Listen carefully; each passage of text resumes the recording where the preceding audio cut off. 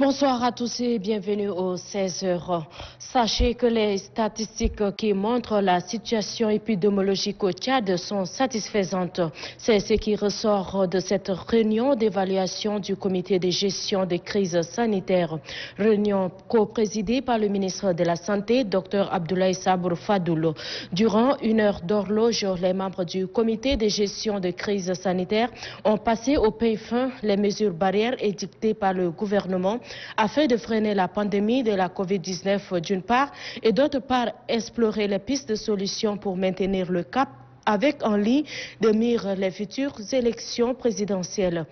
Il ressort également de cette évaluation que la tendance de la courbe de lutte contre la COVID-19 est appréciable au regard des conséquences dans certains pays. La pandémie de la COVID-19 est loin de finir. Alors le comité de gestion de crise sanitaire appelle la population à respecter les mesures gouvernementales qui, simples et garantissent la santé de tous.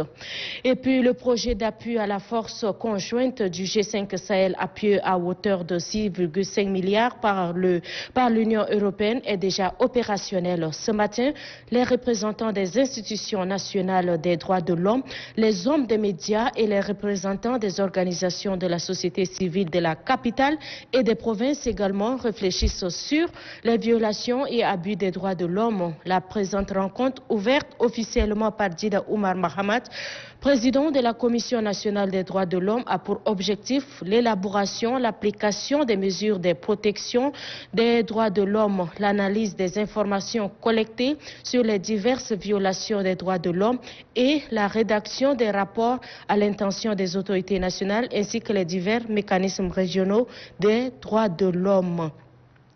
Ensuite, il s'est tenu ce matin une rencontre entre les responsables de la haute autorité des médias et de l'audiovisuel et celle de l'Office de l'Office national des médias et audiovisuels ONAMO. Les conditions de travail de l'ONAMO en période électorale a fait l'objet de cette rencontre. Les deux parties ont longuement discuté sur les capacités techniques, les ressources humaines, l'ordre de passage et les conditions d'enregistrement des candidats à l'élection présidentielle. Le directeur général de l'ONAMO, Mahamat Hassan Borgou, et la directrice générale adjointe de l'ONAMO, Halime Assadié, rassurent leurs interlocuteurs de dispositions à prendre pour assurer dans les normes la couverture de la campagne présidentielle. Le président de la Hama, Dieudonné Dionabaya, a mis l'accent sur le respect de temps d'antenne des messages des candidats et des éditions spéciales.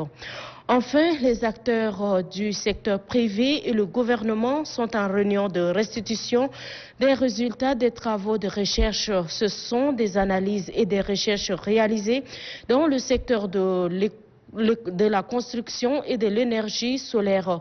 Pendant 2 jours, les participants vont débattre et valider certains résultats pour promouvoir des emplois verts et décents pour les jeunes. C'est le directeur général du ministère de l'Aménagement, du Territoire, du Développement et de l'Habitat qui a ouvert les travaux. C'était à la Maison de la Femme.